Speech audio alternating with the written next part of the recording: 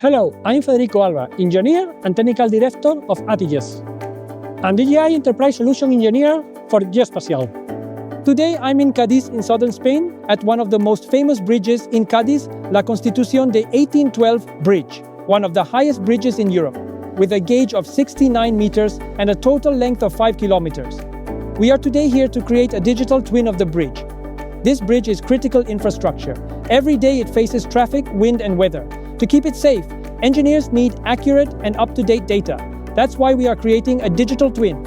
A digital twin helps monitor deformation, detect issues early, and create a solid baseline for future inspections.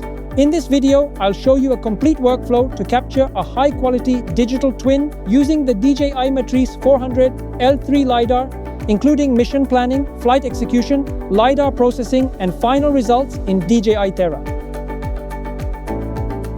For Lidar flights, accurate RTK data is essential. First, we set up a DJI RTK3 multifunction station as a local base station. This avoids connectivity issues with external Core-S networks and keeps the baseline short, which improves accuracy. Once the station is on the tripod, we power it on and confirm it is in base mode, indicated by the green LED. Using the DJI RC2+, we connect the Matrice 400 to the DRTK3 station, calibrate the base position, and confirm the RTK status is fixed. While the base station is recording data, we establish ground control points. For this, we use a second DRTK3 in rover mode, connected to the base station for maximum accuracy. The rover mode is confirmed by the yellow LED, and points are collected using DJI Enterprise Android software. Once ground control is complete, we power off the rover and begin the Lidar flight with the Matrice 400 and Zenmuse L3. Next, we move into Pilot 2 to create the flight route. In the flight route library, we create an area route and adjust the main parameters. Sampling rate is set to 100 kHz.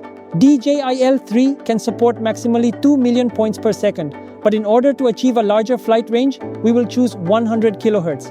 We select non-repetitive scanning to capture the bridge from multiple angles and set the overlap to around 70%. The course angle is set to around 170 degrees, creating a U-shaped flight pattern that works well for long linear structures like bridges.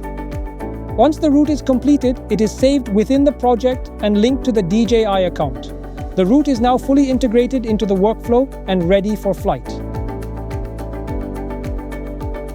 Before takeoff, we check the pre-flight screen to confirm system status, RTK fix, sensor behavior.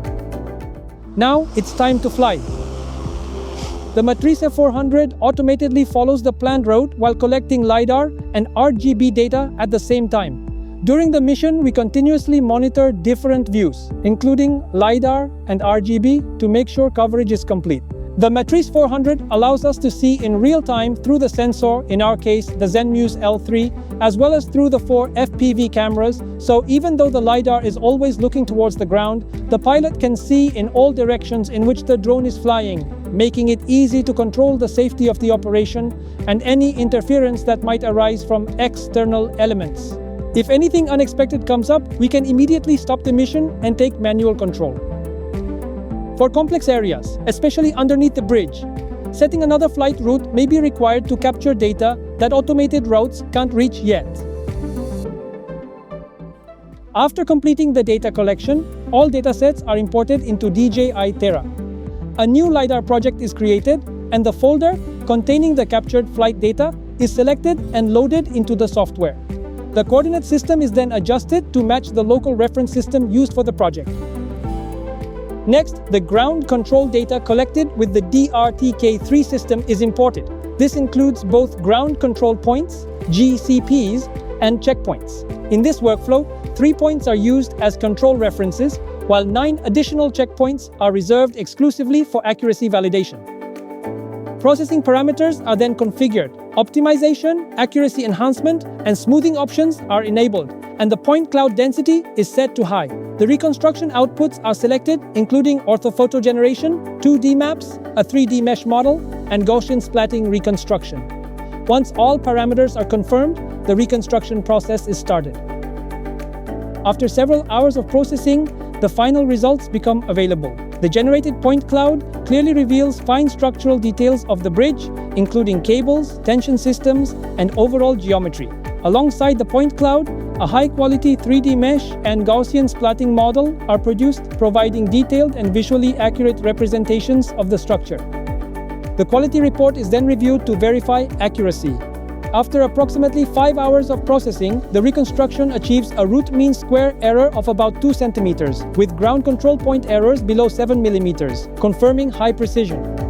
DJI Terra produces multiple outputs, including DOM, DSM, point clouds, surface models, and Gaussian splatting data, all of which can be exported for use in DJI Modify or other third-party engineering software.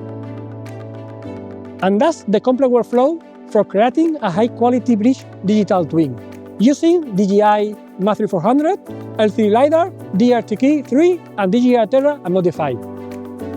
From here on, this model becomes a long-term reference, something engineers can return to, compare with future data, and use to support decisions.